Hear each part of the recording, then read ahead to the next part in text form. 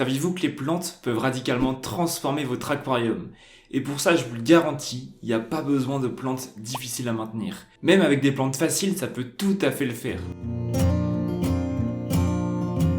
Bonjour à tous, j'espère que vous allez bien, c'est Léon Barbeau du blog Aquarium Facile. Je vous apprends à créer un bel aquarium sain pour vos espèces. Dans cette vidéo, on va parler de 5 plantes d'aquarium faciles à maintenir lorsque vous débutez, ou même lorsque vous débutez pas. Mais c'est toujours cool d'avoir des plantes qui sont vraiment peu exigeantes. Parce que vous le savez sûrement, mais il y a des plantes qui ont des besoins un peu plus poussés en termes de nutriments, en termes de CO2. Et donc là, c'est pas le sujet de la vidéo. On va parler de plantes qui sont vraiment faciles à maintenir. Pas besoin de sol technique, pas besoin de sol nutritif. Vraiment, avec un sol neutre, ça suffira largement. Alors sans plus tarder, présentons les 5 plantes qui sont vraiment incroyables pour débuter. En premier lieu, l'Anubia nana. Elle est hyper répandue en aquariophilie, vous la connaissez sûrement déjà, mais c'est une incontournable. C'est une plante épiphyte originaire d'Afrique qui va pousser sur les roches, sur les racines, mais qui va jamais être plantée dans le sol. Ces racines vont être tout simplement apparentes. Vous l'avez compris, il n'y a pas besoin de grandes choses pour la maintenir. Il suffit de la fixer sur une racine ou sur une roche avec un fil de nylon ou un fil de pêche et tout ira bien. Attention par contre, veillez à bien la placer à l'ombre. Elle n'est pas trop fan d'une exposition directe à la lumière. Donc, comme son nom l'indique, l'Anubia nana, elle va être assez petite, en moyenne de 5 à 10 cm. Concernant la température, elle est vraiment pas exigeante, elle va survivre de 20 à 30 degrés. Après, si vous voulez vraiment optimiser sa bonne santé et sa bonne croissance, maintenez-la entre 22 et 26 degrés. Il y a plusieurs variétés d'Anubia. Ici, l'Anubia nana, c'est la plus répandue et sûrement une des plus faciles à maintenir.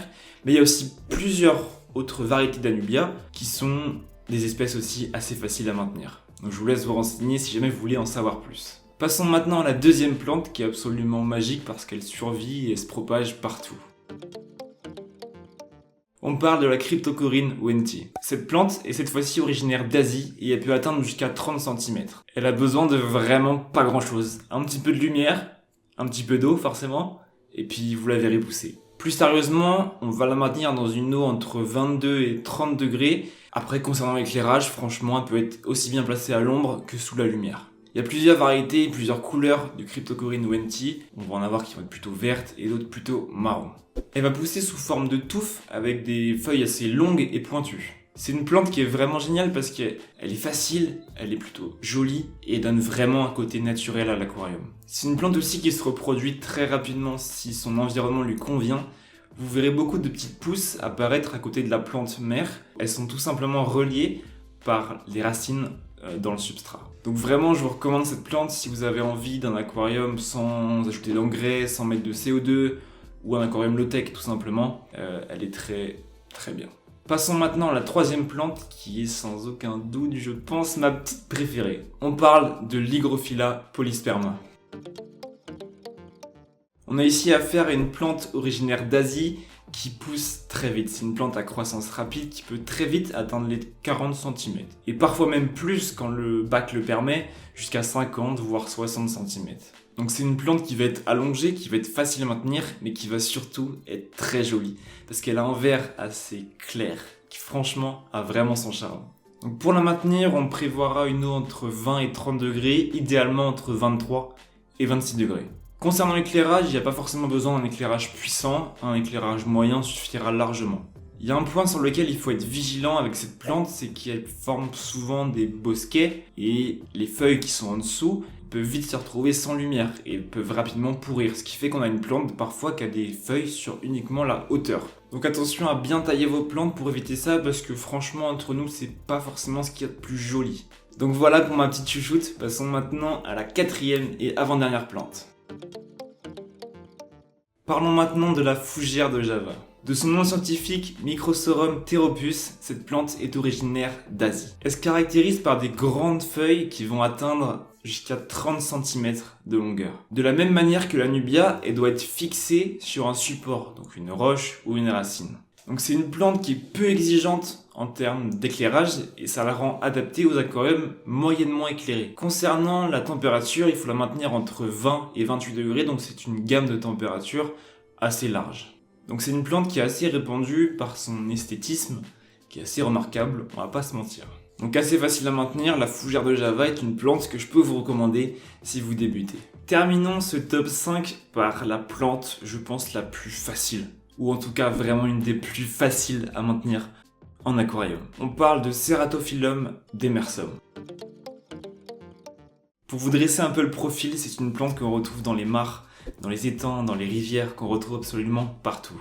Et en plus, on la retrouve dans le monde entier, donc vous vous doutez bien qu'elle s'est facilement adaptée. Donc c'est une plante qui pousse très rapidement et qui est considérée comme une véritable alliée pour lutter contre les algues.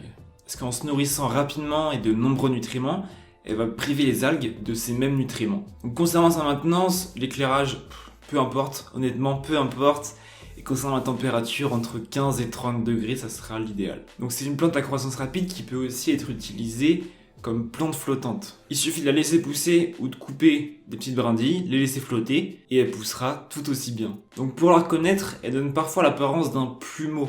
Elle va pousser vers le haut et elle va être de couleur verte assez prononcée. Elle va être assez droite et ses feuilles vont être assez minces et pousser et s'enrouler autour de la tige. Donc c'est une plante qui va fournir beaucoup d'oxygène, qui va être utile pour la lutte contre les algues et qui va aussi servir de repère et de refuge à de nombreux alevins. Donc n'hésitez pas, si vous l'aimez bien, elle fera aucun mal à votre aquarium. D'ailleurs comme aucune des plantes qu'on a citées ici.